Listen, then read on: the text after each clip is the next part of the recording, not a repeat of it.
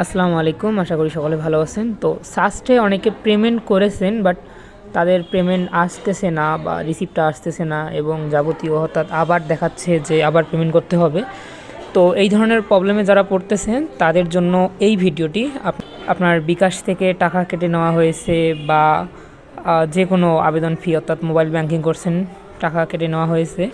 তো আপনারা এখন যা করবেন, আপনারা লগ আউট করবেন। সরাসরি লগ আউট করার পর আপনাদের যখন এই প্রথম পেজটা আসবে, এখান থেকে আপনি হেল্পে যাবেন।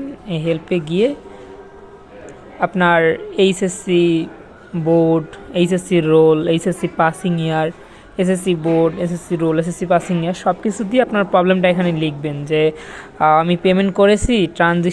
ট্রানজেকশন আইডিটা অবশ্যই দেবেন, যে দেওয়ার পর এসব সব কিছু দিয়ে যে আমি পেমেন্ট করেছি, আমার আবার পেমেন্ট দেখাচ্ছে, এটা ওটা দিয়ে সব কিছু দিয়ে সাবমিট করবেন।